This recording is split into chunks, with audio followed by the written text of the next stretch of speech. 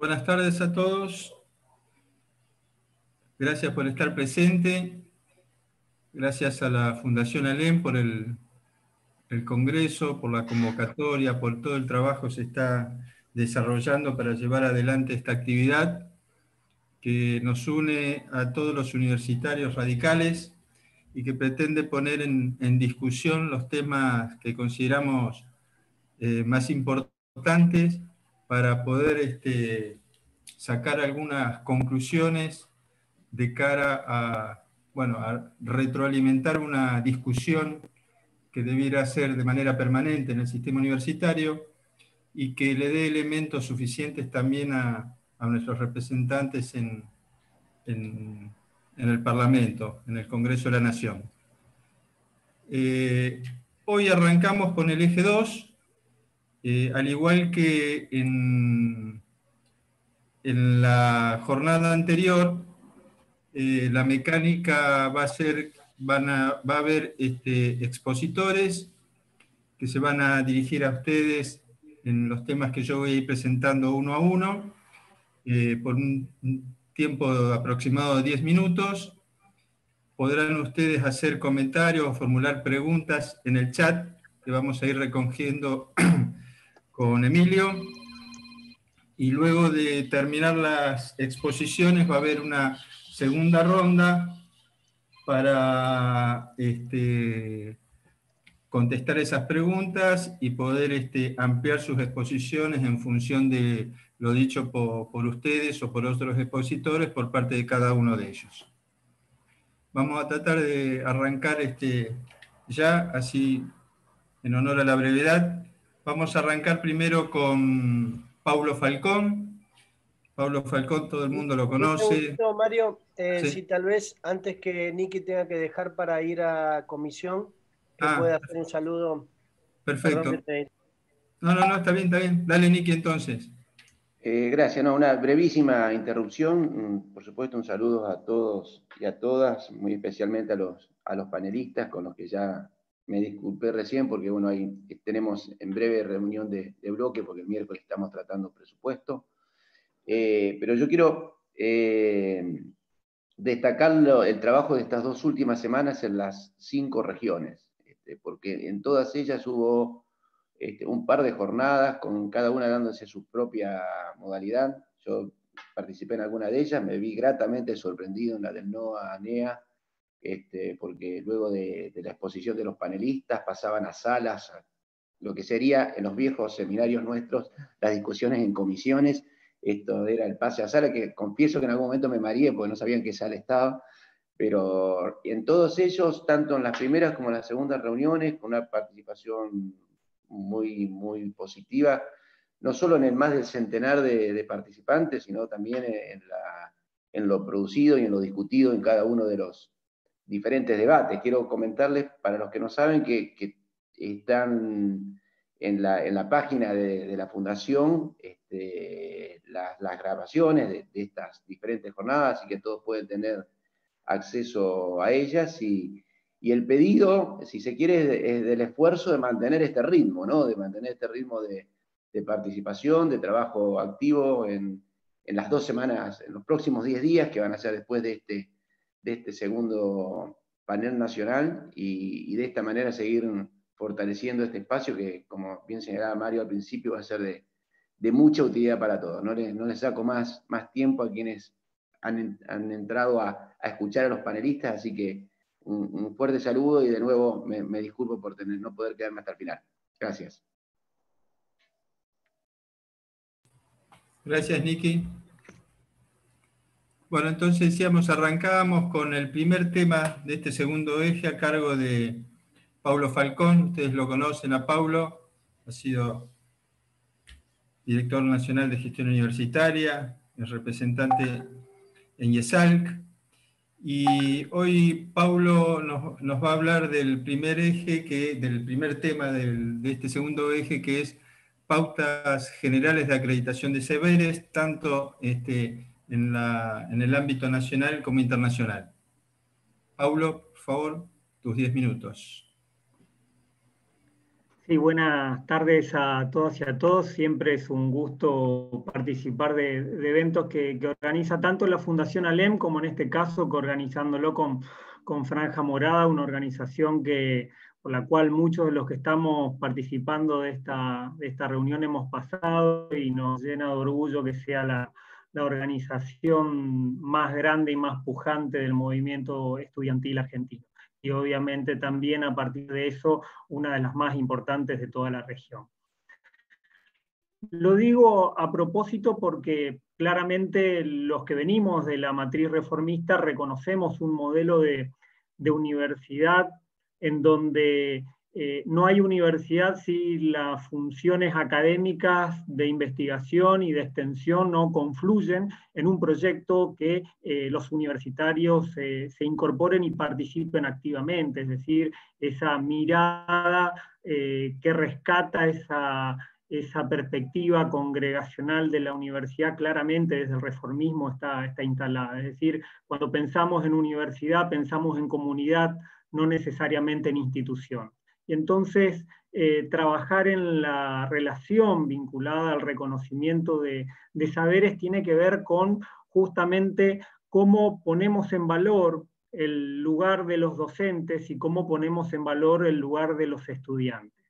La sociedad en la cual estamos viviendo todos en estos momentos es una sociedad que se autodenomina como sociedad del conocimiento. Entonces, corresponde decir que ciertamente las universidades tienen la oportunidad de cumplir en estos tiempos un rol protagónico.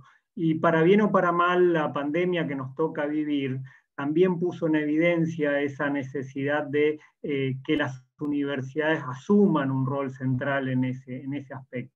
Hoy hablamos de la vacuna producida por tal universidad o el test que generó tal universidad o tal sistema científico, y eso creo que es algo que hay que animarse a poner en valor. Pero a su vez también esta sociedad del conocimiento es una sociedad altamente globalizada. Por eso me parece importante que los reformistas entendamos que de cara a la lógica vinculada al reconocimiento como concepto clave de nuestras instituciones de educación superior en general y universidades en particular, la globalización y de la mano de la globalización el concepto de internacionalización de la educación superior pasa a ser un concepto central, a punto tal de que me arriesgo a decir que necesitamos contemplar a la internacionalización como una función sustantiva de la universidad transversal a las otras tres funciones, es decir, contemplar lo académico no solamente en clave a lo disciplinar, lo interdisciplinar o transdisciplinar, sino también en clave global, lo científico, lo tecnológico también de esa manera, y por qué no la extensión universitaria. En relación a cómo reconocemos los conocimientos y los saberes, me parece interesante decir algo que es muy claro. Reconocemos lo que conocemos. Y el sistema universitario y el sistema de conocimiento en el mundo tiene determinadas pautas y premisas que dan cuenta de la producción de conocimiento, de la transferencia, de la enseñanza, de los aprendizajes y obviamente de los saberes, destrezas, competencias que tienen nuestros estudiantes y cómo se acreditan. Hay personas que han pasado por CONIAU dentro de los que están presentes, está Katy, Dania, que hoy participa de CONIAU, Miguel también, que están inclusive en este panel. El rol de CONIAU generando a partir de las evaluaciones institucionales y las acreditaciones de carrera implica una necesaria forma de contemplar a la actividad universitaria en clave de la generación de instrumentos que promuevan la confianza. Nosotros, como decíamos recién, reconocemos lo que conocemos y claramente cuando hay algún instrumento que facilita la comprensión, que facilita la confianza, podemos avanzar en el reconocimiento de manera mucho más sencilla. Entonces, claramente ahí me parece que los sistemas universitarios tienen que avanzar en la generación de instrumentos que nos permitan tener confianza entre nosotros. Seguramente Dania se va a extender en materia de articulación en relación a cómo ubicamos a esta universidad dentro de la sociedad y dentro del sistema educativo. Y para poder establecer vínculos en relación al reconocimiento, creo que hay por lo menos 3 conceptos que son centrales. Primero, claramente, la idea de la educación centrada en el estudiante. La educación centrada al estudiante que nos permite valorar y ponderar la actividad del estudiante en relación a sus aprendizajes y cómo generamos propuestas académicas, es decir, carreras y titulaciones que permitan el reconocimiento de las reales trayectorias que tienen los estudiantes en cuanto a sus saberes y destrezas. Ese cambio de paradigma no es un cambio menor, claramente estos temas demandan mucha mayor dedicación y tiempo, pero sí me parece importante plantearlo. Los reformistas tenemos que recuperar esta bandera como central, la universidad centrada en el estudiante para poder facilitar el reconocimiento de sus saberes, para poder facilitar no solamente el ingreso irrestricto, sino el ingreso efectivo, el ingreso que permita la continuidad de la graduación. Y para eso hace falta una institución que esté atenta a lo que realmente sucede en la vida de los estudiantes. Por eso, ahí también, claramente, para poder facilitar el reconocimiento de saberes, la idea de la academia, la extensión, la investigación no puede seguir siendo mirada como compartimientos estancos y tenemos que avanzar en reformas académicas que tiendan hacia la integración de estas funciones esenciales.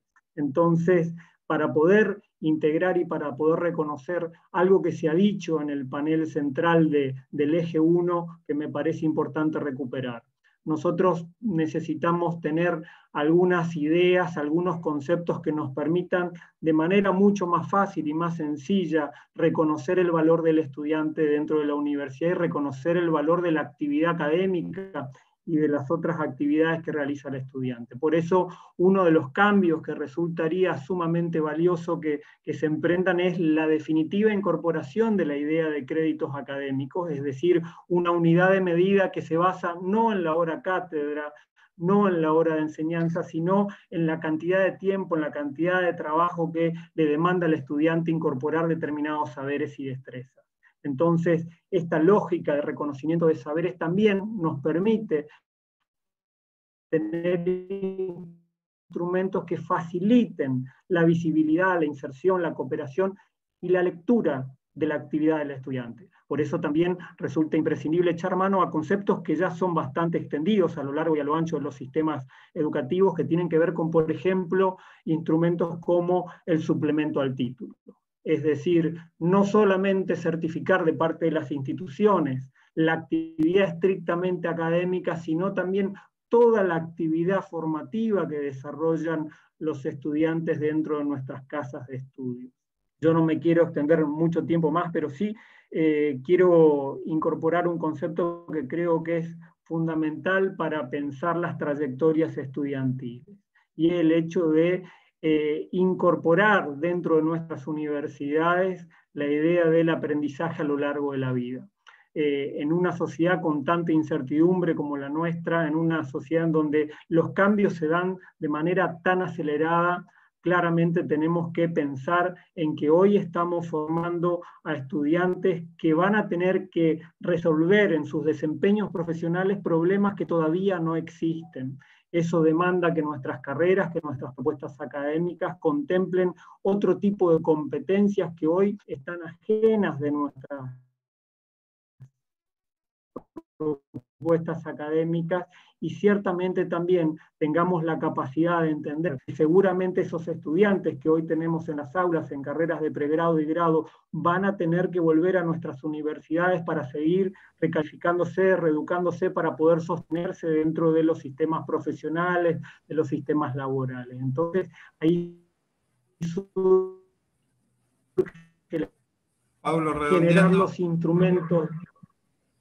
generar los instrumentos que nos permitan favorecer la trayectoria de los estudiantes hasta la graduación y la inserción efectiva de estos dentro de la sociedad. Muchas gracias. Muchas gracias, Paulo. Bueno, creo que Paulo nos ha dejado varios puntos como para poder analizar y que pueden repreguntarse, ¿no? Me pareció muy importante la mención del ingreso efectivo que hizo Pablo, que no solo el ingreso irrestricto, sino el ingreso efectivo.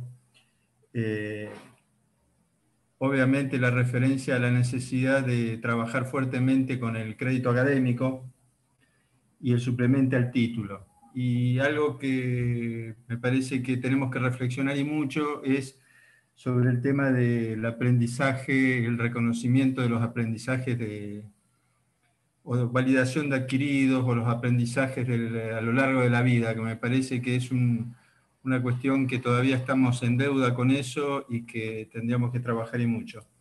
Bueno, gracias, Paulo.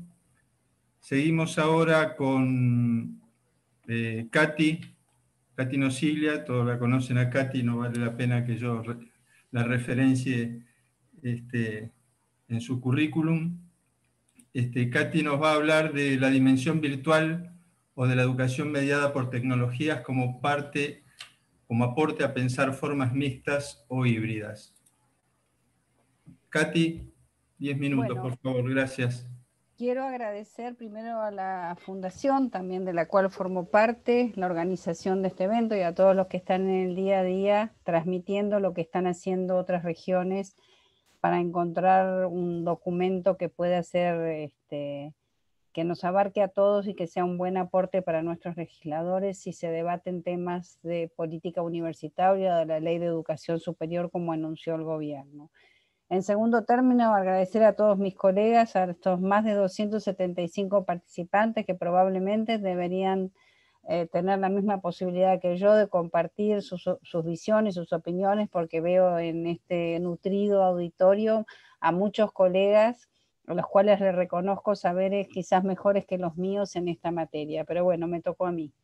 Mi exposición va a tener dos partes. Por un lado, una parte más de diagnóstico, y la segunda parte, una parte más propositiva. Y el tema del diagnóstico proviene de una pregunta que nos hacemos probablemente todos los que estamos en las universidades y particularmente aquellos que nos tocó gestionar las políticas académicas de nuestras instituciones, en el caso mío de una institución inmensa como es la Universidad de Buenos Aires. Y realmente la pregunta que yo quiero plantear es: ¿por qué, si el tema de la inclusión de las TIC en la enseñanza superior estuvo presente ya desde hace muchas décadas, y voy a poner algunos indicadores cuantitativos y cualitativos de esta situación, en las políticas de nivel superior, su expansión en nuestro contexto era muy escasa antes del aislamiento social preventivo y obligatorio? Y voy a dar algunos números. Por una parte, desde el punto de vista cuantitativo, según las últimas estadísticas de la SPU del 2018, en la Argentina solo 0,6% de la enseñanza de pregrado y grado es virtual y un 3,2% en la enseñanza de posgrado. Si esto lo comparamos con un informe reciente que hizo el BIDE en un instituto de producción de información que se llama CIMA, para la media de Latinoamérica estaba en la oferta de educación a distancia un 19%, y si a esto le sumamos la enseñanza semipresencial, se le suma aún más un 16%. Por lo tanto, nuestro sistema de educación superior está muy por debajo de la media en América Latina, lo cual en principio simplemente quiere decir que estamos por debajo, no quiere decir nada más ni con respecto a la calidad o la oferta. En el caso de la Argentina también cabe destacar que el 65% de la matrícula de alumnos que está en la educación superior mediada por tecnologías, es decir, educación a distancia, pertenece a universidades privadas. Esto también hay que ver, no habla ni de la calidad ni de la oportunidad, simplemente son números. Desde el punto, si tomamos algún otro indicador más de orden cualitativo, primero tenemos la existencia desde agosto de 1990 de una red universitaria de educación a distancia que se crea ya hace muchas décadas con el fin justamente de fomentar y desarrollar el empleo adecuado de los recursos de la educación a distancia para superar problemas educativos específicos, promover la investigación, la experimentación y el desarrollo y métodos colaborativos.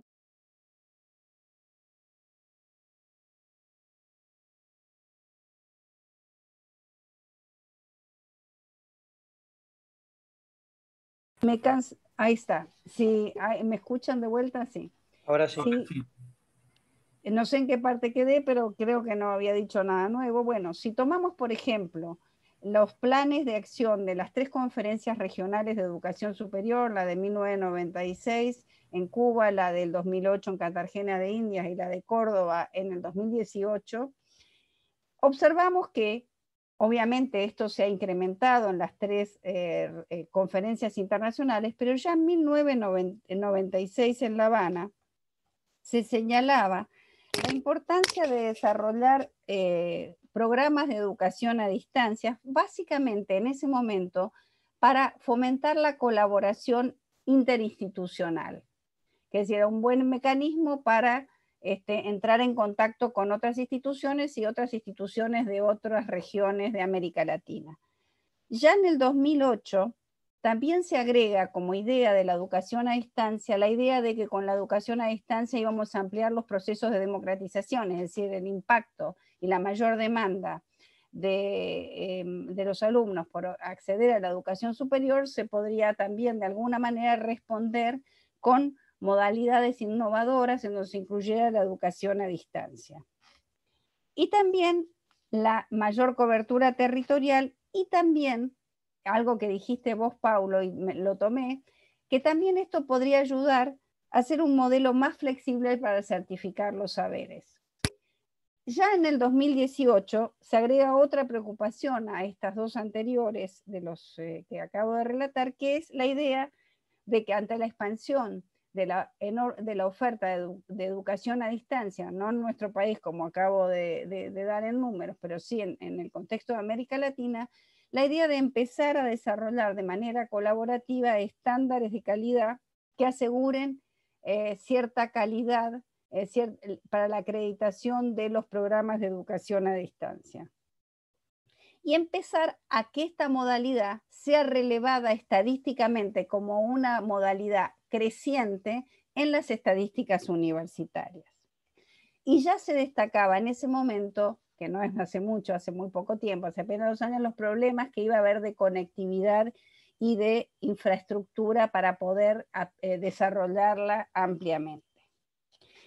Bueno, algunas hipótesis de por qué esto a pesar de la disposición y de la reflexión y de la introducción de este tema en la agenda de las políticas universitarias, y señalé estos ejemplos, sin embargo, la expansión de la educación a distancia es muy incipiente en el contexto nacional. Por un lado, porque la institución universitaria, puede ser una hipótesis, es una institución bastante conservadora, y tampoco el diseño organizacional de la gestión académica ayuda mucho a que esto se transforme. Me refiero tanto a la distribución de los saberes en diferentes facultades como en la organización académica en base a la cátedra. Quizás este modelo vertical, como dicen algunos autores, no favorece mucho la innovación la necesidad de innovación que requiere la acreditación de saberes,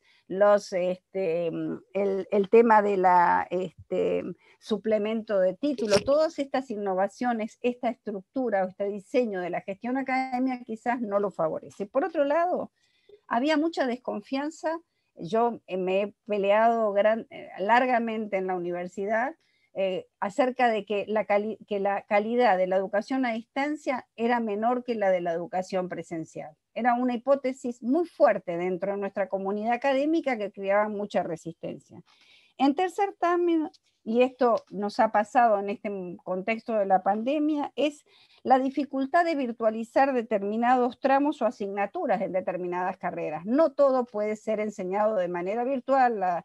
La medicina, la odontología, aspectos de la veterinaria, la agronomía y algunas carreras que necesitan actividades prácticas profesionalizantes, actividades prácticas, bueno, todo no puede ser resuelto de manera virtual.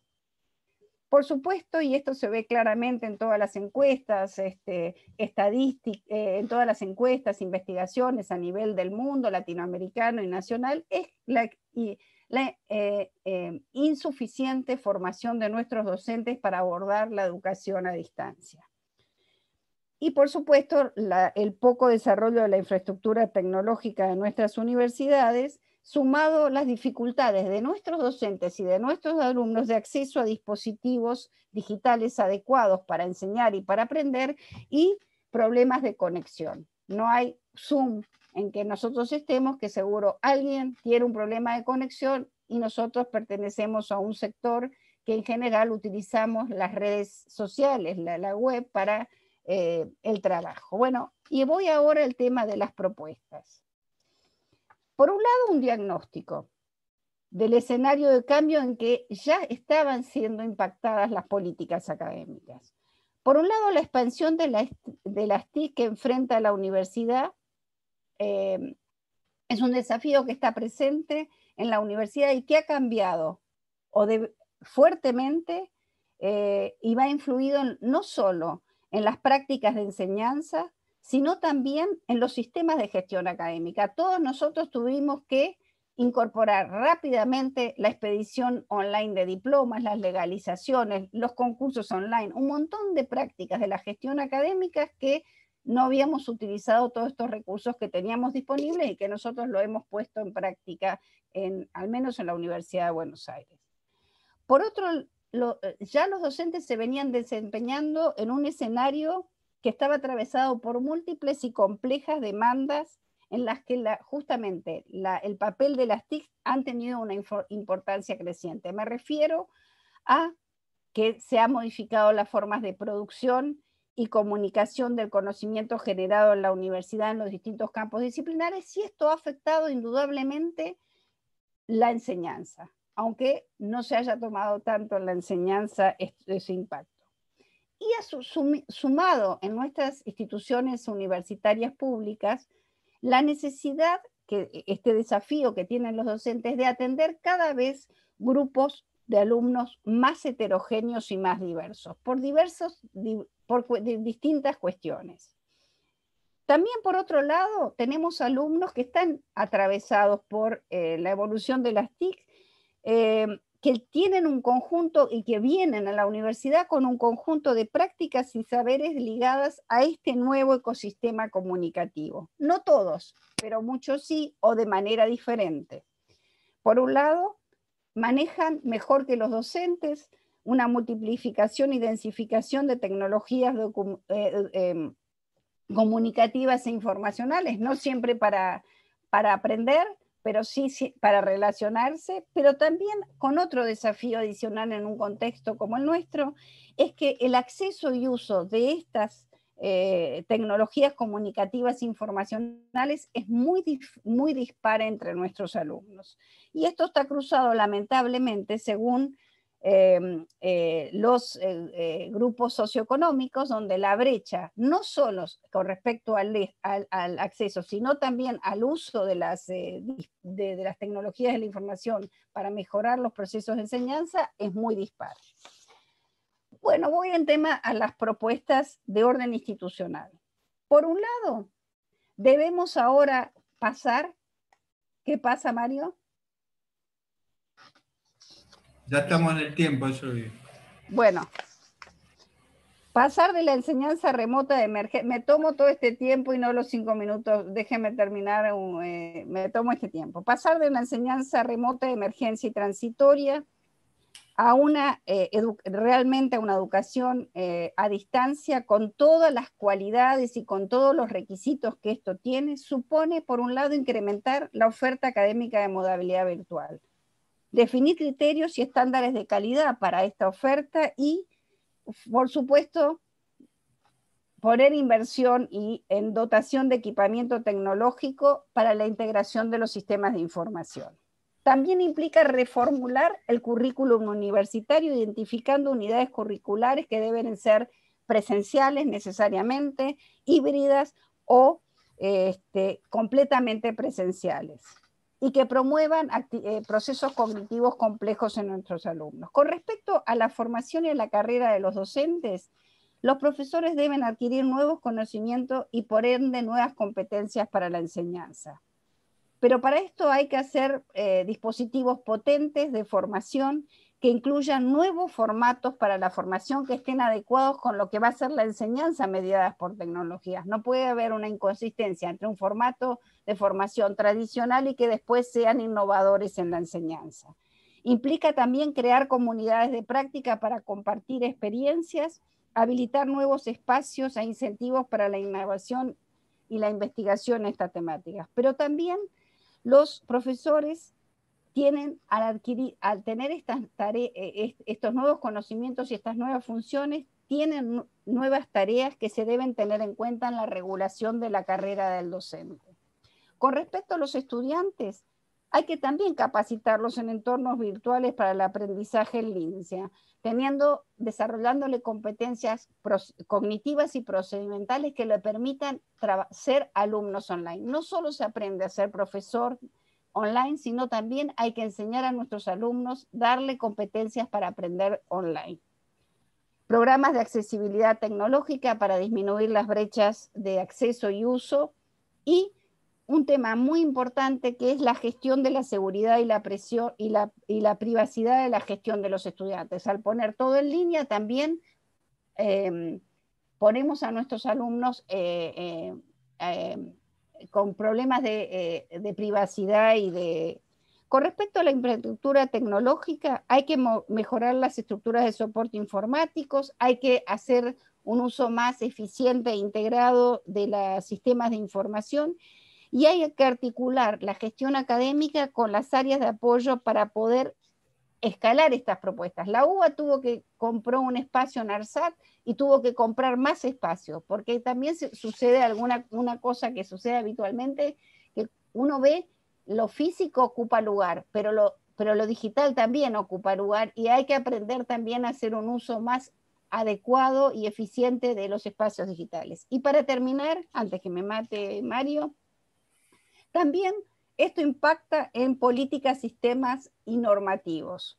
Por un lado, hay que revisar la regulación de la carrera docente, perfiles, tareas, requisitos y derechos que tienen los docentes cuando son docentes que enseñan a distancia.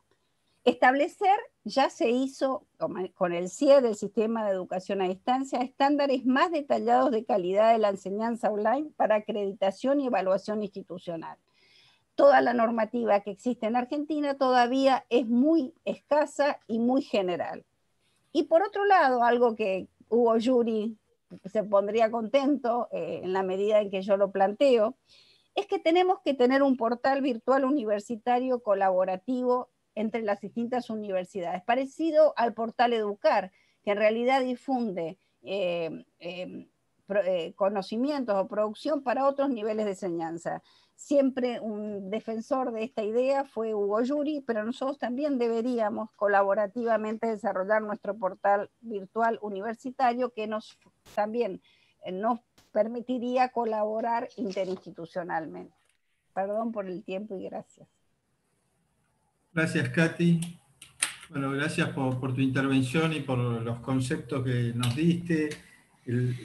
A ver, me parece que planteaste los interrogantes históricos, digamos, del tema de la educación a distancia y de las dudas que hubieron históricamente, de los cuales rescato las dudas que durante mucho tiempo tuvieron respecto de la calidad de la educación a distancia y en la cual me permito manifestar en mi criterio decir también en aquellos tiempos que se dudaba de la calidad de la educación a distancia, tampoco podíamos garantizar totalmente la calidad de la educación presencial, así que no terminaba más que ser un preconcepto sobre la modalidad. Pero bueno, me parecieron muy ricas las propuestas y los desafíos que tenemos sobre todo. Sí nos llena de interrogantes, ¿no? Porque son muchos los problemas que tenemos para enfrentar y creo que eso es lo que dan muestra de las estadísticas o de los datos estadísticos que nos brindaste. Bueno, los invitamos a formular preguntas. Gracias, Katy. Pasamos al tercer tema, que va a estar a cargo de Dania Tabela. Bien, todos la conocemos a Dania, exsecretaria de Política Universitaria, rectora de la UNOVA, miembro de CONEAU. Bueno, Dania nos va a hablar sobre el diálogo entre los distintos niveles educativos. Dania. Gracias, Mario. Bueno, buenas tardes a todos. Un placer compartir este momento con tantos colegas, con tantos amigos, como bien decía Katy. Y sí, por supuesto, poder avanzar en compartir experiencias. Todos quienes estamos acá tenemos un recorrido por el sistema universitario argentino que realmente es muy valioso y que está bárbaro que tengamos este espacio para poder intercambiar. La verdad que escuché con mucha atención las dos intervenciones anteriores, porque no dejan de ser parte de un todo, que es este todo que el sistema universitario argentino enfrenta en términos de desafíos, ¿no? Cuáles son los desafíos que tiene este sistema para adelante y cuáles son los problemas con los que se enfrentan el día a día. Y una de las cuestiones que aparece como parte de los desafíos, pero también como parte de los problemas, es que justamente la democratización en el acceso a los estudios secundarios incluyó a jóvenes y adultos que históricamente estaban fuera del sistema educativo, y por consiguiente de la educación superior. Por esta razón, tanto las universidades como los distintos gobiernos se han visto obligados, por lo menos a pensar, a discutir, a poner sobre la mesa la necesidad de generar estrategias que promuevan la inclusión, la permanencia y el egreso de estos nuevos protagonistas del sistema educativo superior, que transitan por una escolarización de manera heterogénea y muy variada. Es por ello que yo escuchaba con mucha atención lo que planteaba Katy respecto de las desigualdades en términos de acceso, lo que planteaba Paulo respecto de las desigualdades que de alguna manera repercuten en la posibilidad de obtener o no certificación de saberes, reconocimientos de actividades, y también de pensar al futuro profesional o al futuro graduado universitario. Y por ello es necesario comprender el carácter complejo, multidimensional, que en este contexto educativo y social que vivimos tiene la inclusión. La inclusión implica fundamentalmente una preocupación por asegurar desde las políticas educativas que los sujetos, o sea, las personas, realicen sus trayectorias formativas de manera continua a lo largo de toda la vida, adquiriendo cada vez más saberes que les permitan insertarse en el mundo y entendiendo que cada uno de esos nuevos protagonistas tiene biografías y trayectos socioculturales diferentes. Esto a mí siempre me ha hecho pensar en dos cuestiones de las cuales he sido una defensora a ultranza, que tiene que ver con el acceso irrestricto y la gratuidad, que considero que son condiciones necesarias e indispensables en nuestro sistema universitario argentino, pero que no son suficientes en el contexto actual. Y así lo demuestran todos los estudios sobre equidad y masividad que en nuestro país, o comparados con la región, pero también lo demuestran nuestras tasas de abandono en el primer año, también los demuestran nuestras exiguas tasas de graduación en tiempos teóricos previstos, y los distintos indicadores que querramos correlacionar. ¿Por qué ocurre esto? Porque pese a la masificación de la educación superior en nuestro país y en la región, aún hoy se siguen reproduciendo las inequidades del contexto social en el que los jóvenes o en el que las personas que acceden a la educación superior han nacido, se han criado, se han educado y desarrollan su vida cotidiana. ¿En qué repercute? Quizás no necesariamente en términos del acceso, porque en definitiva es gratuito e irrestricto, sino en términos de la permanencia, ya sea en el primer año o en los primeros años de la carrera, y por supuesto en términos de la graduación. Es decir, aquellos que nacieron en los grupos o que transcurren su vida en los grupos de menores ingresos tienen menores posibilidades reales de permanecer y graduarse en la Universidad Argentina, pese a la política de acceso irrestricto, pese a la gratuidad y pese también a la diversificación institucional en la que ha crecido nuestro sistema de educación superior. También esto tiene que ver con que aquellas personas que pertenecen a los quintiles más bajos de las escalas de pobreza tienen menos chances de terminar la escuela secundaria. Por lo tanto, pese a esas condiciones de acceso, siguen existiendo restricciones en los hechos a la hora de poder ingresar a la educación superior. Entonces tenemos dos cuestiones problemáticas muy complejas, pero que indudablemente plantean un desafío claro al sistema universitario. Por un lado, las posibilidades de los jóvenes de sectores más vulnerables de graduarse en la secundaria, por otro lado, las posibilidades de esos jóvenes, una vez que se gradúan en la universidad, en la secundaria, e ingresan a la universidad, de permanecer y graduarse en la universidad.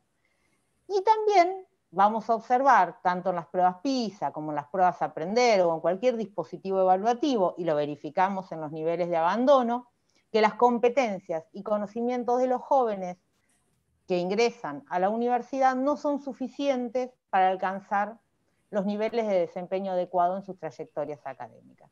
Y esto es un poco la configuración de, digamos, nuestros primeros años o de los ingresos o del momento de inicio del ciclo lectivo cada vez que tenemos que comenzar un nuevo periodo de clases.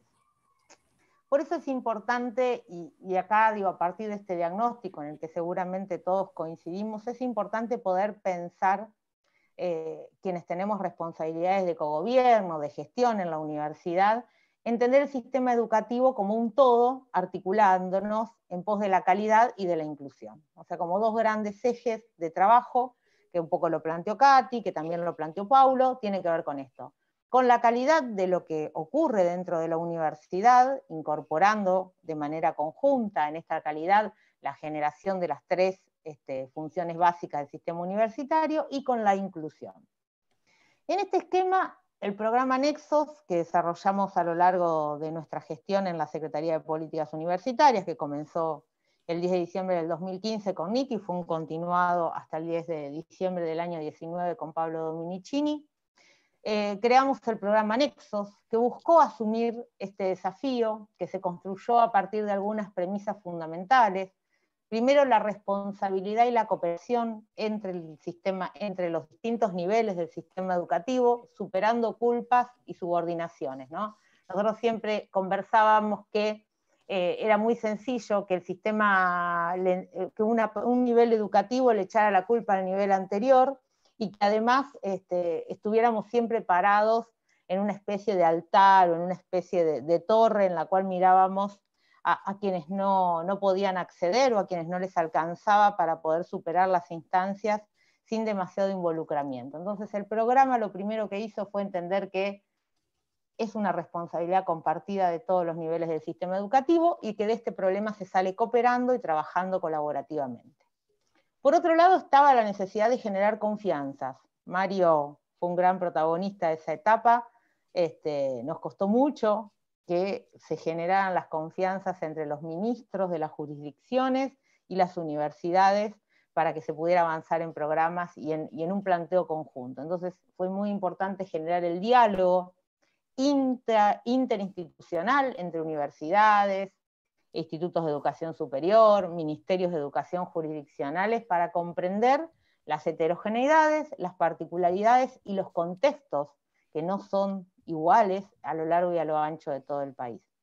Y por supuesto también la necesidad de entender que hay modalidades distintas, pero que tenemos que, entre la escuela y el sistema superior, pero que tenemos que lograr que exista un puente, que exista un camino a transitar por parte del estudiante, que comparto que es el protagonista central de esta etapa, justamente para que logre hacer ese tránsito con éxito.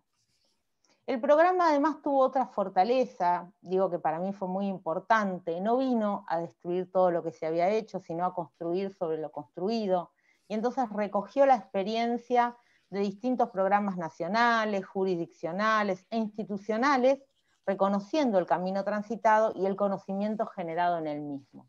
Es decir, nosotros planteamos desde la Secretaría una política general, y después cada política en términos de contexto y en términos de territorio se generó a partir del diálogo entre los verdaderos protagonistas en la toma de decisiones de este proceso, es decir, las universidades en su territorio y las jurisdicciones.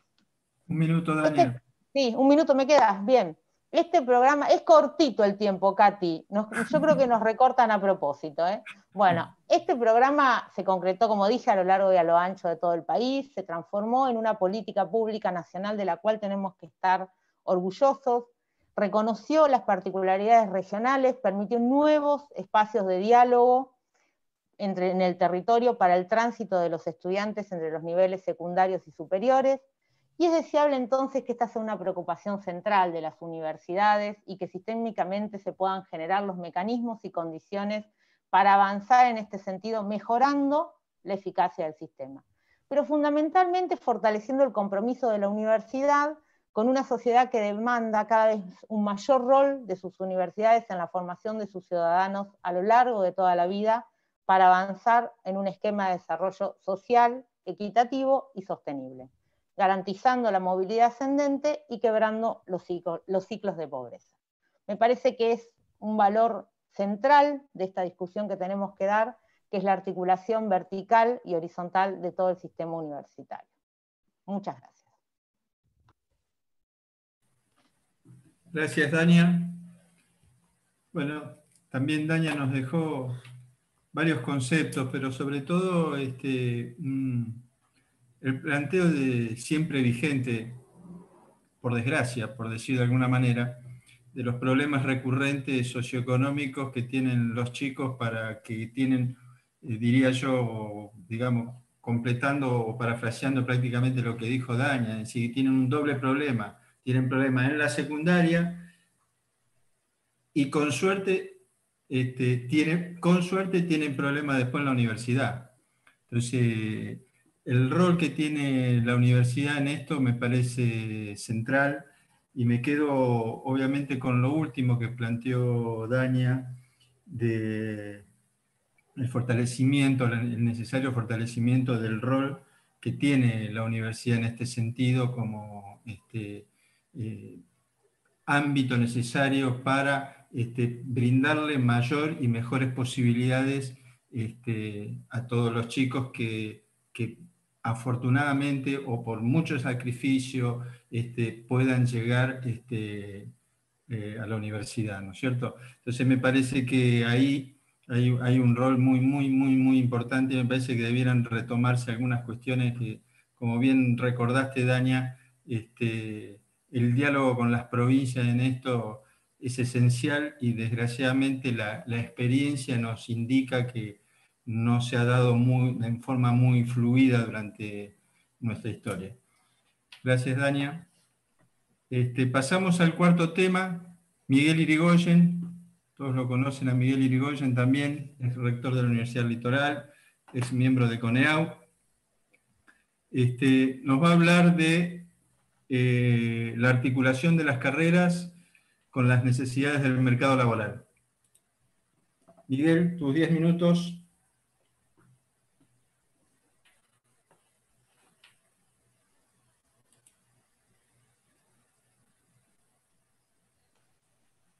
Ahí está. No, estaba silenciado, Mario. Hola, buenas tardes a todos, muchas gracias y felicitaciones a los organizadores. Y cuando empezamos el eje, Paulo Falcón comentó que se dice que quienes hoy empiezan a estudiar en la universidad probablemente se desenvuelvan en trabajos que aún no existen, que están por crearse.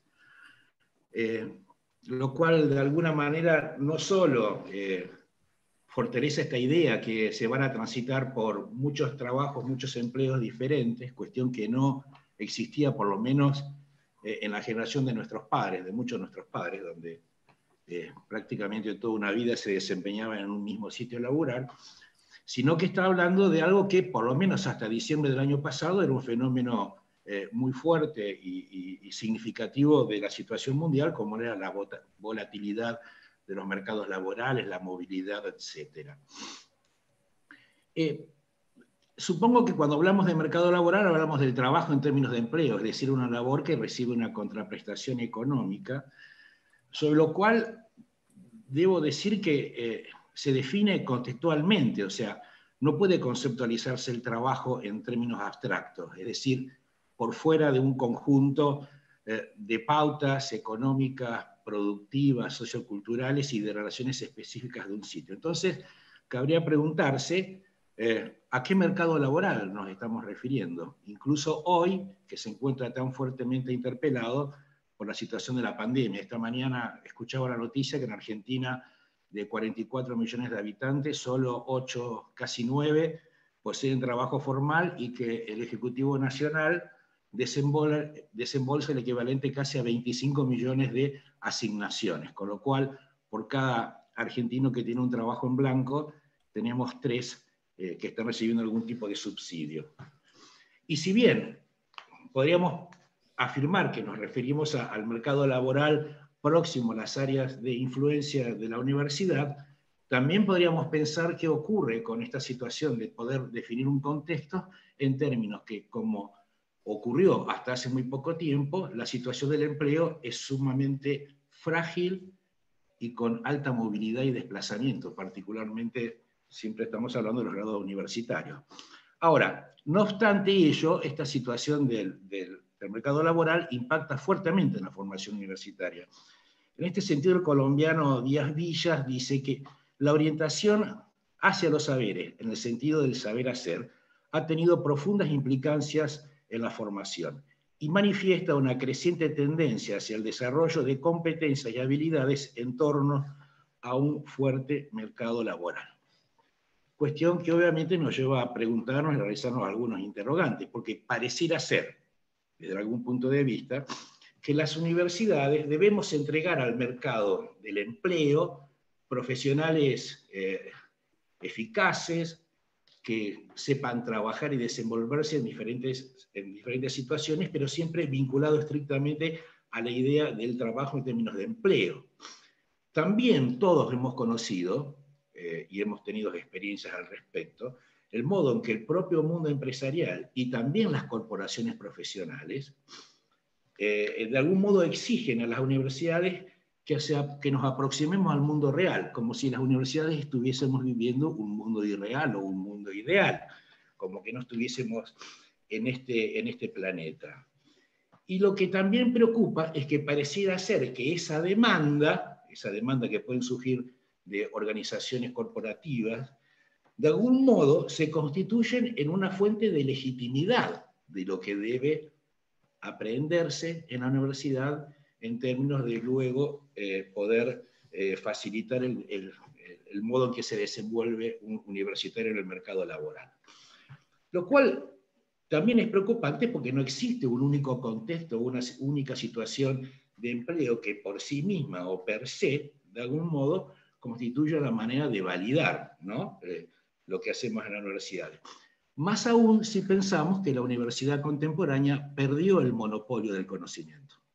No es la única fuente de conocimiento, hace bastante tiempo que esta situación ha cambiado, lo cual impacta también en los límites entre el conocimiento y el desempeño laboral, tornándolos un poco difusos, cuestión que personalmente también me parece preocupante.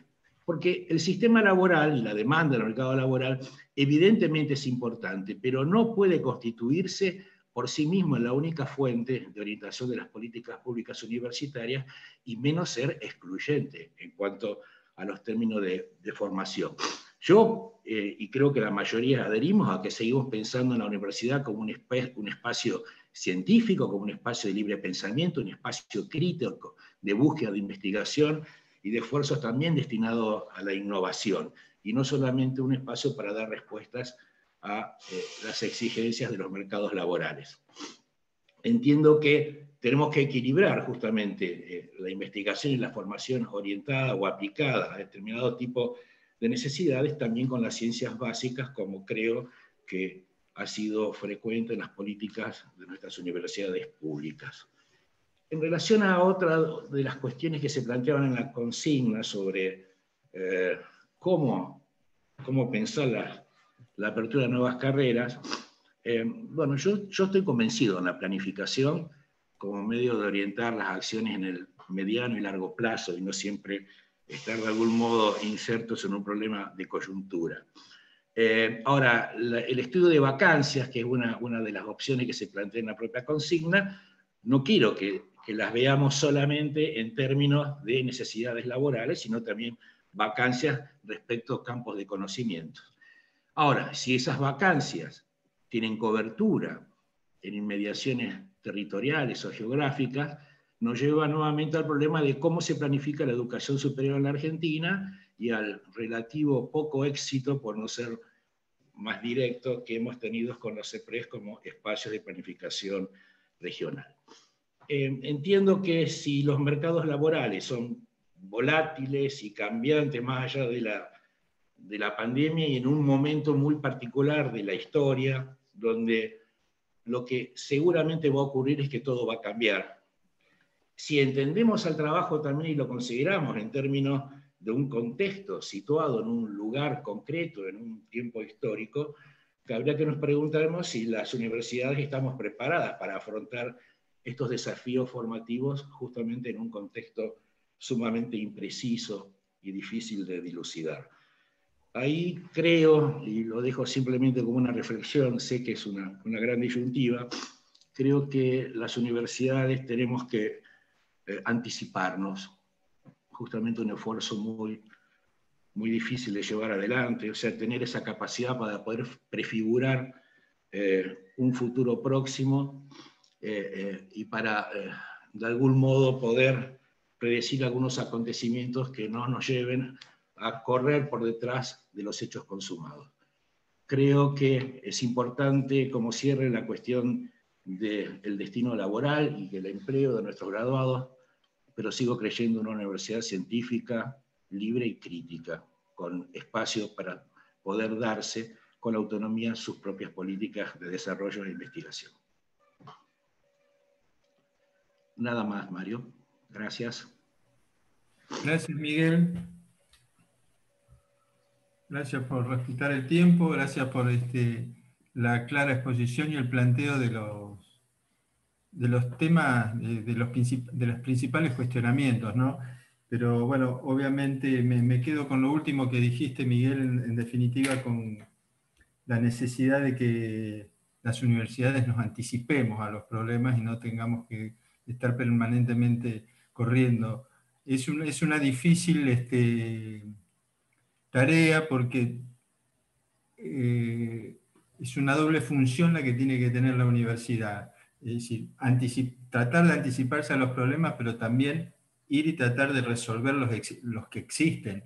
Entonces no podemos descuidar ninguna de las dos situaciones, más allá de, obviamente, de también lo que dijiste al final de no podemos estar corriendo, dijiste al principio de tu intervención, con las demandas laborales y olvidarnos de la función de investigación que tiene la universidad. Pero tratar de articular esas dos pretensiones, esas dos funciones de la universidad, creo que es el desafío.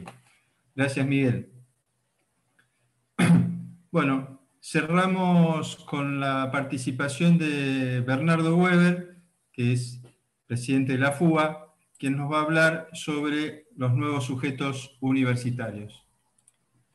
Bernardo. Muchas gracias, Mario. Gracias por la invitación también. Difícil exponer después de estos 4 expositores. Creo que deja la vara alta y creo que todos los 4 desde su lugar aportan mucho al sistema. Yo tengo la suerte, bueno, tanto Dania como Katy son mi herramienta de consulta constante a lo largo de estos 2 años en la gestión de la FUBA, así que también siempre está bueno agradecerles esto. Para charlar un poco del sujeto universitario en sí, creo que es importante por ahí empezar a entender de dónde venimos o cómo se caracteriza el actual sujeto universitario. Y en eso creo que la matrícula ha avanzado en una forma sustancial durante el último tiempo, ¿no? Ha tenido esa amplitud, primero por la creación de nuevas instituciones que se ha dado a lo largo y a lo ancho del país, pero no solo en Argentina, sino también en toda la región. el incremento obviamente producto de la obligatoriedad del secundario y de esa expansión que tuvo el secundario en toda América Latina, hizo que aumentara notoriamente la matrícula universitaria, y también distintos programas de becas o de incentivos que se han dado a lo largo y a lo ancho de Latinoamérica que han permitido que esto pudiera extenderse, ¿no? Y en eso también, y no hay que dejar afuera, creo que el sujeto universitario ha incorporado a las minorías o aquellos que por ahí estaban excluidos de la participación en nuestras universidades. En primer caso, las mujeres, creo que ha aumentado muchísimo. Nosotros empezamos a ver cómo en la mayoría de nuestras universidades ya los porcentajes más altos son de mujeres que sobre varones en el sistema en general. También muchos sectores vulnerables de la sociedad o aquellos jóvenes de los 3 estratos más bajos que por ahí no tenían acceso, hoy vieron la posibilidad de poder tener su primera participación dentro de las universidades nacionales. Pero creo que en un sistema tan desigual como el nuestro, en una región tan golpeada, tanto económica como socialmente, todavía estos indicadores para poder hablar de una verdadera equidad o un verdadero acceso, me parece que todavía estamos bastante lejos. Y en eso me parece que el desafío de la construcción de este nuevo sujeto universitario es la posibilidad o esta idea de empezar a incluir más, ¿no? De empezar a buscar las formas de cómo la universidad empieza a buscar esos espacios o esos nichos donde aún no logra llegar y empezar a ser parte de su vida académica, de su vida institucional, de su funcionamiento a todos estos sectores. Y en eso creo que está el desafío más grande, trabajar sobre lo que venía planteando Dani, esa articulación en el secundario, que es vital para poder llegar con una igualdad de herramientas a la hora de poder hacer frente a esto, trabajar sobre esa terminalidad del nivel que muchas veces se nota muchísimo cuando vemos en los primeros años de la carrera aquellos chicos que quizás tenían un secundario un poco mejor o una preparación que aquellos que no lo tuvieron, y empezar a dar respuesta y a responder a un escenario de constante cambio, ese conocimiento incierto, ¿viste? Algo planteado Paulo al principio, que creo que lo tomo y lo hago propio también, ¿no? Esta idea, que nos estamos formando para problemas que aún todavía no conocemos, y creo que eso nos pone la incógnita, de qué sistema universitario queremos construir, y obviamente que en eso va centrado el sujeto universitario, que va a ser la vida propia de esas instituciones. Entonces, en este desafío que nosotros tenemos que construir, en esta universidad diversa que nosotros tenemos que apuntar a tener, me parece que nos plantea ciertos interrogantes o ciertas ideas de cómo lo vamos a hacer. Creo que las carreras de grado de formato tradicional obviamente van a seguir existiendo y van a seguir aportando, pero también tenemos que empezar a buscar distintas herramientas que vinculen a los actores con la universidad. En muchas universidades, las universidades populares, las escuelas de oficio, se fueron llevando adelante en distintas universidades del país, y creo que es una herramienta importantísima que hace que se encuentre una vinculación mucho más fuerte de la universidad con su entorno, con su región, con su problemática, porque muchas veces estas instancias o estas tecnicaturas o estas carreras más cortas quizás permiten, en un contexto y en una realidad como la que vive nuestro país, empezar a dar respuestas a un montón de jóvenes que quizás en la educación tradicional o en el formato tradicional que veníamos llevando adelante, no se encontraban o no encontraban su lugar. Entonces, en eso creo que es importante dimensionar que la universidad no solamente va a crecer en términos cuantitativos, sino también en términos cualitativos, porque la diversidad que aportan cada uno de estos jóvenes que van viniendo de diferentes regiones, con diferentes ideas, con diferentes realidades, con diferente uso de la información, porque si bien el acceso a la educación a veces se genera ciertas complejidades, el acceso al conocimiento, genera ciertas complejidades, el acceso a la información es mucho más masivo y está mucho más al alcance de la mano, y cualquiera tiene la posibilidad de poder avanzar con eso, y eso lógicamente va a irradiar y va a transformar la realidad del sujeto universitario al cual estamos acostumbrados. Entonces, en eso me parece que las universidades tenemos que plantearnos algunos ejes centrales y empezar a discutir nuestro status quo, empezar a entender que necesitamos generar una universidad crítica, con una dinámica constante, como bien planteaban, que nosotros a la universidad ya no se va a venir más a hacer una transición donde uno viene a formarse una carrera de grado y se gradúa y se retira de su vida universitaria, sino que esa vinculación y esa articulación con la universidad va a ser constante, va a ser permanente. Y en ese permanente me parece que es a donde el sujeto universitario se empieza a nutrir de todas las aristas, de su rol como estudiante, de su rol como graduado, de su rol como profesor, pero también a la vez intercambiándose constantemente a lo largo de toda su carrera académica. Entonces creo que el desafío más grande que tenemos los universitarios por delante es ver la manera de empezar a encontrar una universidad mucho más amplia, empezar a encontrar una universidad mucho más plural, que tenga la capacidad de entender su región, entender su zona.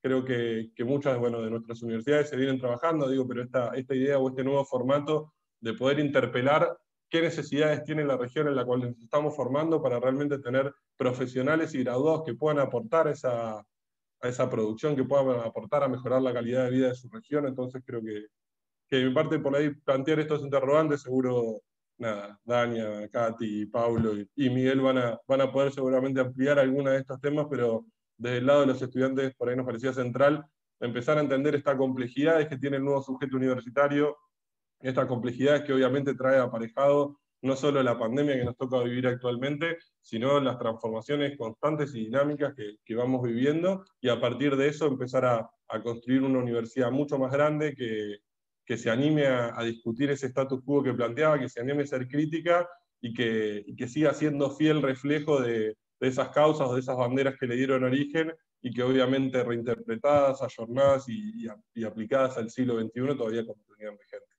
Muchas gracias. Gracias, Bernardo. Bueno, creo que ha dejado varios temas de inquietudes, obviamente, desde el punto de vista de los estudiantes, pero que son transversales prácticamente a todos los temas que se estuvieron tocando. Me quedo fundamentalmente con una de las últimas cosas que dijiste, Bernardo, el hecho de que la universidad tiene que entender a la región, no solo atender, sino que tiene que entender la región. O sea, ese entender involucra, en mi criterio, un reconocimiento de los problemas, un descubrimiento de dónde están las causas de las cosas, y a partir de ahí, de ese entendimiento, poder empezar a proponer las soluciones que requiera la región. Gracias, Bernardo. Bueno, ¿me ayudás, Hugo, por favor, con las preguntas? Sí, pero tengo una primera pregunta registrada de Carlos Frank, si vos la tenías por ahí como para leerla. Sí, dice, a ver, acá la encontramos. Dice, ¿cómo ven soluciones a la situación actual de profundización de las brechas que se generan por las condiciones de accesibilidad digital? Esa pregunta es de Hipólito Fink. ¿Cómo ven soluciones a la situación actual de profundización de las brechas que se generan por las condiciones de accesibilidad digital? Antes de eso, si no me equivoco, Carlos Frank. A ver. Sí, Carlos Frank dice, sobre lo expresado por Katy respecto de las estadísticas de contenidos digitales como soporte a la educación mediada por tecnología de las universidades y su comparación con los indicadores en otros países de América Latina y el Caribe, cabe mencionar que la mayoría ha iniciado desde antes de la pandemia una incipiente aplicación del flipping, aula invertida, con buena cantidad de contenidos en las llamadas aulas virtuales, pero solo visible en los estudiantes de cada cátedra.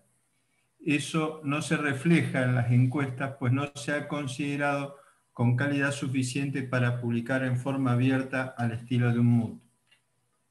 Bueno, otra pregunta es de Zulma Gangoso y dice, en cuanto a articulación, ¿no cree que las universidades atrasan insistiendo en cursos de nivelación que remiten a llenar o nivelar? Pensar nivelar en contenidos, ¿no se contradice con centrar la enseñanza en el estudiante?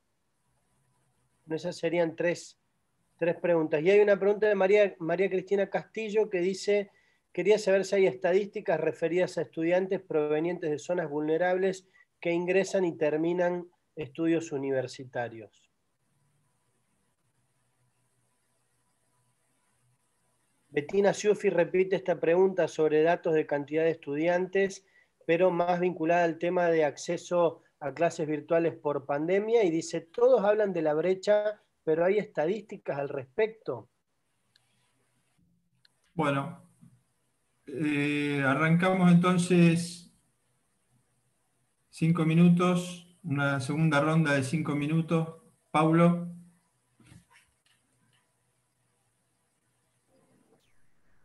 Bien, yo escuché atentamente las preguntas y voy a tratar de generar algunas respuestas, obviamente con el necesario complemento que después harán las chicas y los muchachos. Yo creo que muchas veces los universitarios damos por sentado una serie de conceptos y a veces conviene reiterarlos, ¿no? La educación en la Argentina es un derecho humano, es un bien público, individual y social, es una responsabilidad del Estado en todos sus niveles. Por lo tanto, pensar en instancias que puedan limitar el acceso a la educación superior, a la educación universitaria, va en contra de definiciones que nosotros tenemos de manera muy clara, consolidadas en nuestro sistema educativo, pero además me parece interesante decir que quienes pensamos la gestión universitaria en clave de los ODS, de la Agenda 2030, vemos que ese ODS 4 claramente establece la necesidad de garantizar la educación inclusiva, equitativa y de calidad y promover oportunidades de aprendizaje durante toda la vida y para todos. Con lo cual, me parece que sobre esa base conceptual es que tenemos una herramienta para trabajar realidades. Y si hay algo que me parece que los reformistas tienen que animarse a realizar es justamente eso, a ver cómo sobre la base de los diagnósticos que tenemos podemos generar instrumentos de transformación, de cambio, de mejora. Y esa forma de transformar que tenemos los reformistas en las universidades es justamente la política. Este concepto de universidad atravesado por la política en clave democrática que permite el respeto a esos derechos humanos, a las libertades, a la diversidad, es justamente lo que nos va a permitir generar consensos hacia adentro y hacia afuera, eso que tan claramente planteaba Dania y Miguel en relación al vínculo con las jurisdicciones, con los sectores productivos, con el sector público, etcétera, para poder atender esas preocupaciones que sin lugar a duda marcaba Bernardo. Me parece que claramente la pandemia ha reflejado a la realidad social con todas esas exhibiciones que en un punto llegan a ser obscenas, ¿no? Esta sociedad cuenta muertos todos los días y en algunos casos con poca vergüenza, ¿no? La posibilidad que tenemos en función de eso que con mucha claridad expuso Katy, en relación a herramientas que pueden enriquecer, que pueden potenciar, que pueden ampliar el acceso, creo que son necesarias, obviamente con criterio, con responsabilidad, con aseguramiento de la calidad. Y creo que en eso se nos tiene que ir la vida. O sea, no podemos tener limitaciones nuestras o perder el tiempo en discusiones secundarias cuando hay cuestiones tan serias en juego. Hoy hablar de acceso a la educación es hablar de acceso a la ciudadanía, porque esta ciudadanía de la sociedad del conocimiento requiere a los conocimientos, a las habilidades, a la destreza como una suerte de pasaporte que nos permite el acceso a ella. Entonces, creo que sin lugar a dudas ahí me parece que hay una agenda de trabajo que los chicos tienen que motorizar como el agente más dinámico, el agente menos conservador que hay en la universidad. Katy lo planteaba con mucha educación y mucho respeto, esta tendencia hacia el conservadurismo que hay en muchas de nuestras instituciones. Y me parece justamente que tenemos que esperar la posibilidad del cambio de parte de aquellos que tienen ese ADN innovador. Y obviamente los reformistas que estamos en otros espacios, acompañar y promover ese cambio. Gracias, Paulo. Antes de darle 5 minutos a Katy, leemos, o Hugo, si podés leer un par de preguntas más que vi que hay en el chat de Carlos Aveledo, por ejemplo. Por supuesto. Carlos Abeledo, bueno, felicita por el panel y dice, en el marco de la integración entre niveles, quisiera saber qué opinan sobre la posibilidad de ampliar y fortalecer el concepto de ingreso irrestricto, con una integración y flexibilización de recorridos curriculares, introduciendo pruebas diagnósticas en la interfase entre niveles que sirvan para diseñar recorridos que minimicen fracasos y deserciones. Luego, me parece que esa pregunta, bueno, está más bien dirigida a lo que se refirieron Dania, tal vez un poco Paulo. Luego, Gisela Laquihuana Coferro pregunta sobre la formación docente y la formación para la virtualidad de los alumnos. ¿Se ha tenido en cuenta a docentes y alumnos con discapacidades, dado que esta población tiene como principal oportunidad de socialización el acceso a la educación en todos sus niveles? Y por último, José Luis Soto dice, coincido que hay que capacitar a los alumnos para que usen la herramienta digital para la educación, a pesar de que si no los pibes digitales. Bueno, dice, pregunto, ¿cómo llevamos en un mismo lugar la mejor calidad de conexión si en un radio de 20 kilómetros no hay luz, agua y solo concurren a educarse los hijos que son de clase media alta? Luego María Cristina Castillo dice, acuerdo con Paulo, pero falta formación en los docentes y responsables de gestión. ¿Cuántos conocen de qué trata el objetivo 4 de los ODS? Bueno, eso es todo. Katy, por favor. Desmutear. Me tomo menos de 5 minutos. Con respecto al tema de los sistemas de información para la gestión académica, yo creo que hay que perfeccionarlos en todos sentidos. Las estadísticas universitarias y los relevamientos de información son muy pobres y no reflejan, como dicen algunas de los chats, quizás subvalúan la educación a distancia en Argentina porque no están tomando modalidades híbridas o semipresenciales. Y esto hay que modificarlo, hay que perfeccionarlo en todo sentido. Con respecto al tema de cómo resolver el problema de la brecha digital y las desigualdades, creo que la universidad no puede hacer todo. Esto indudablemente tiene que ser en combinación con otro tipo de políticas de orden social y por supuesto que la universidad puede colaborar. Se han hecho algunas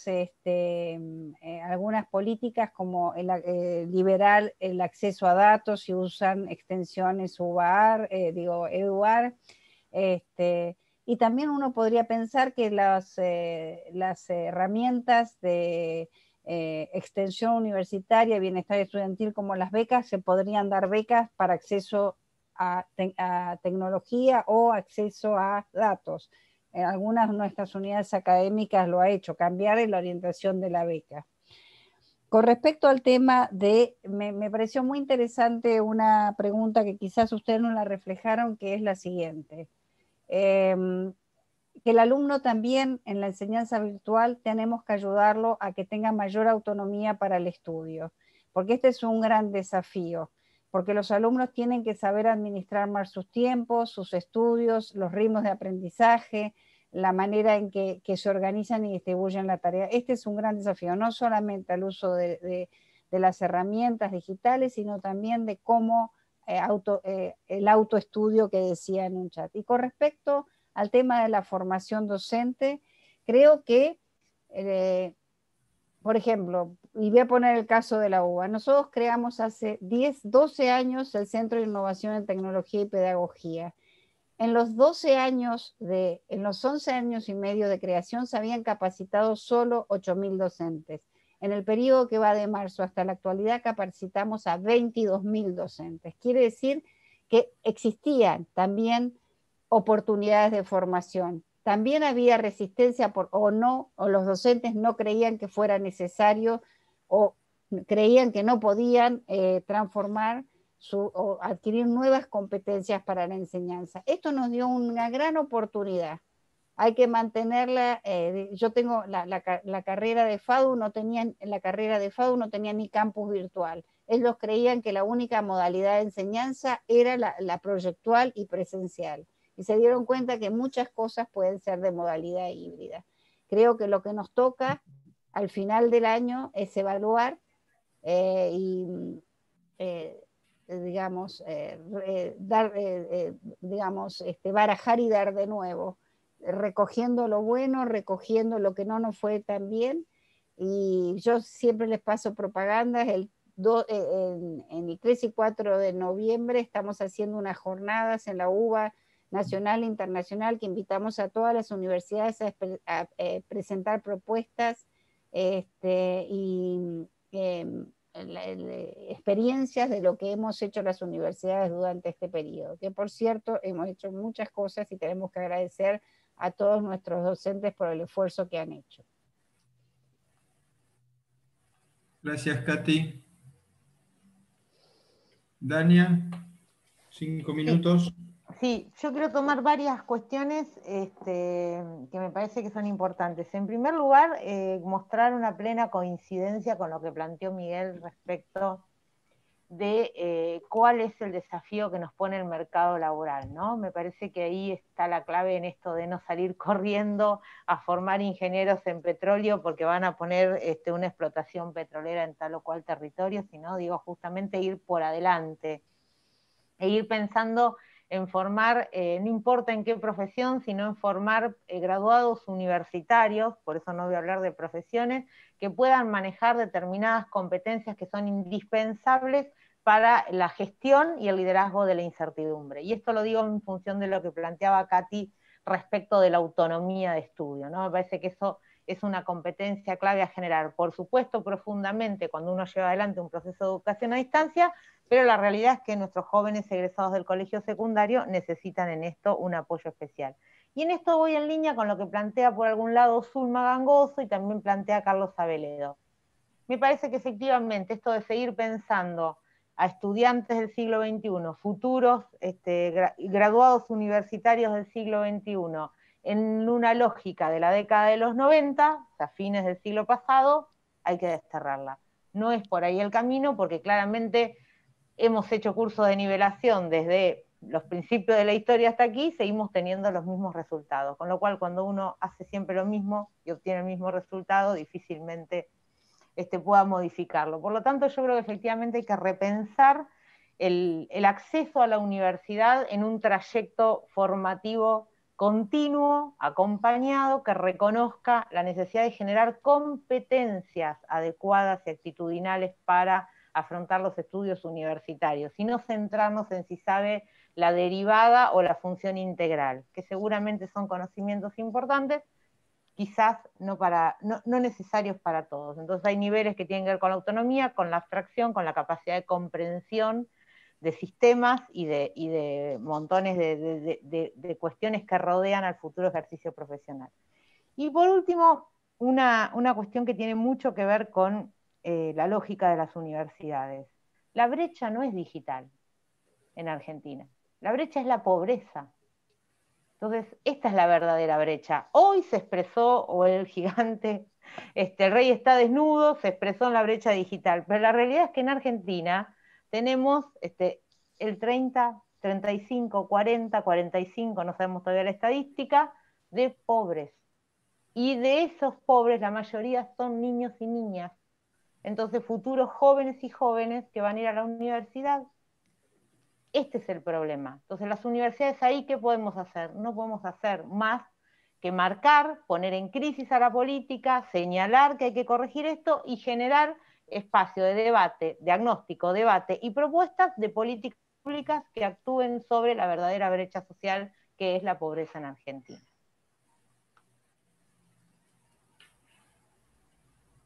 Gracias, Dania. Miguel, tenés 5 minutos.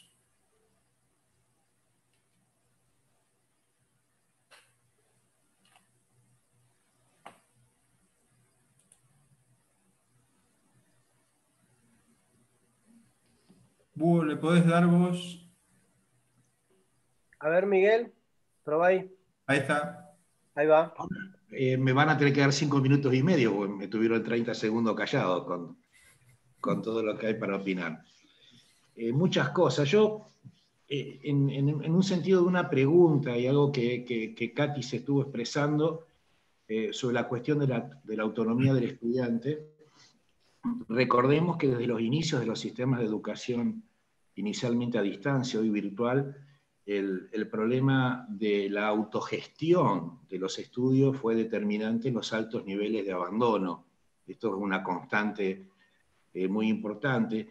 Y particularmente yo he notado, al menos en mis alumnos, que en buena medida cierta capacidad de autogestionarse y desenvolverse se ha ido diluyendo y noto en muchos sentidos un alumno mucho más dirigido, o al menos que pretende ser dirigido, ¿no? Y esto sí es un tema para pensar, ¿no? Importante. Y otra cuestión que tiene que ver con muchas cosas que dijo Bernardo en términos de ampliar la universidad, de ser inclusivos, de tantas políticas que las universidades, particularmente las públicas, llevamos adelante en ese sentido, ¿no? Entender el acceso a la ciudadanía a través de la educación, cosas que sí, para mí son muy preocupantes. Buena parte de la construcción histórica en nuestros países se hizo sobre dos grandes pilares.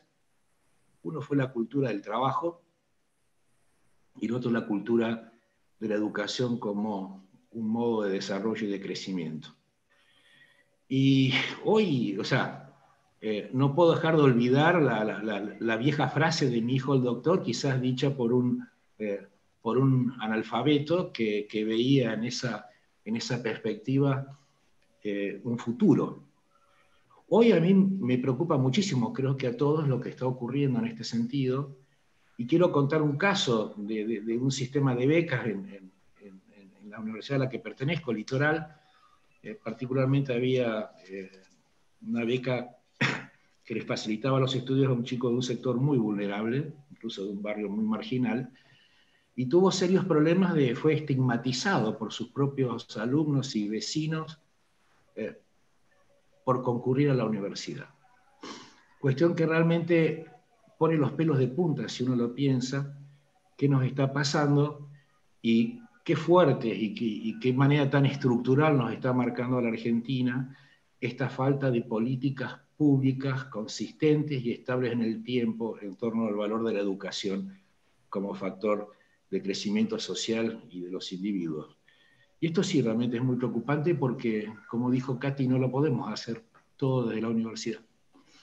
Hay muchas cosas que están fuera de nuestro alcance y evidentemente se ha ido corriendo el sesgo de cuál es la ponderación que se tiene en términos culturales del valor de la educación en nuestro país, y eso hipoteca el futuro.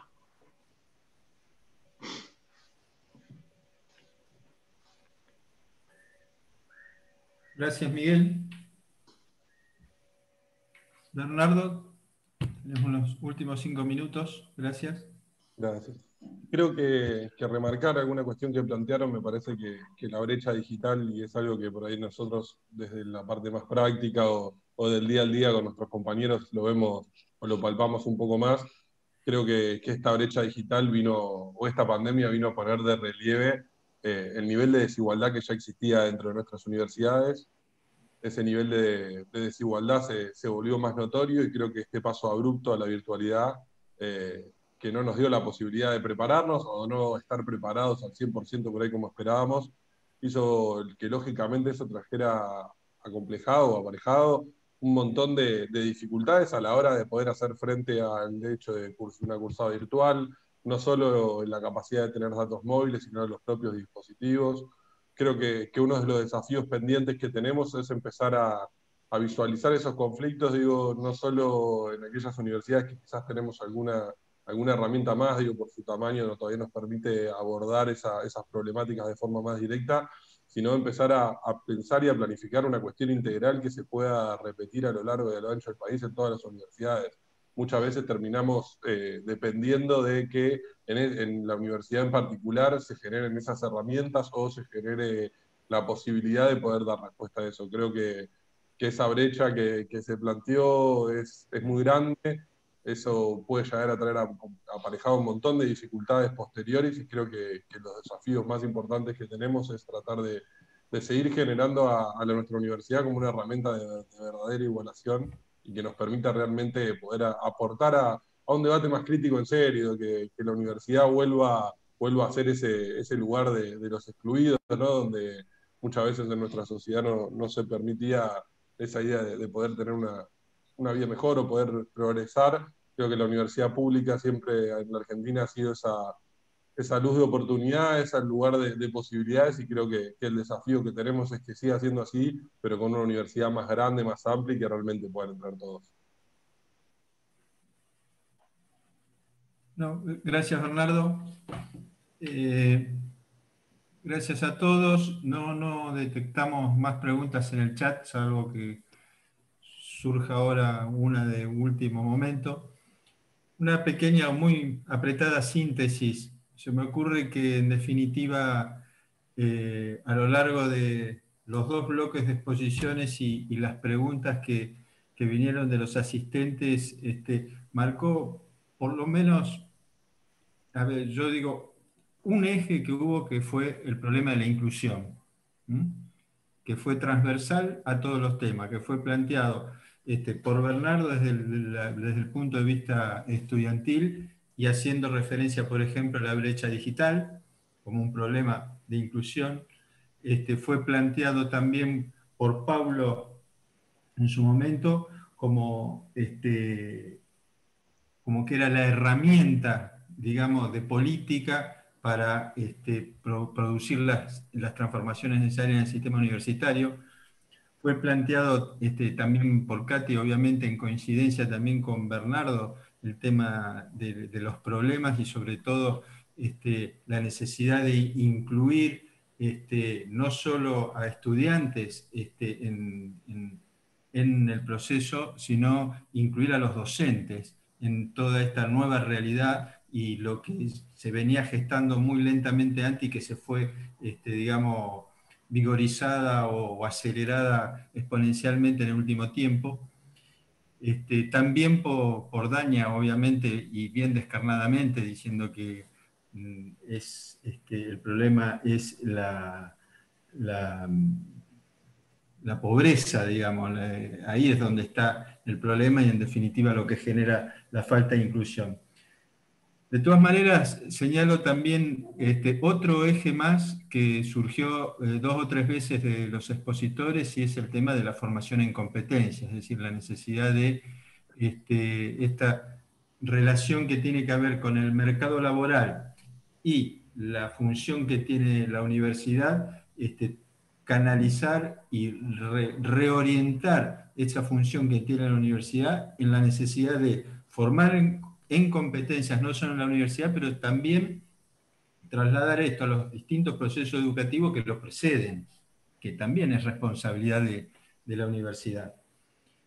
Y recalco como último tema también algo que dejó picando Miguel Irigoyen, en el sentido que uno de los grandes problemas, y esto no es, desgraciadamente no es de hoy, es el problema de la falta de políticas públicas o de continuidad en las políticas públicas. Es decir, este tema de que cambian los gobiernos y hay que empezar todo de nuevo, es un problema que en definitiva nos deja con pocas políticas y por lo tanto nos deja sin posibilidades de dar continuidades, y eso es lo que va a posibilitar en definitiva desarrollo de experiencias y de posibilidades de inclusión concreta mediante la persistente aplicación de políticas en determinado sentido.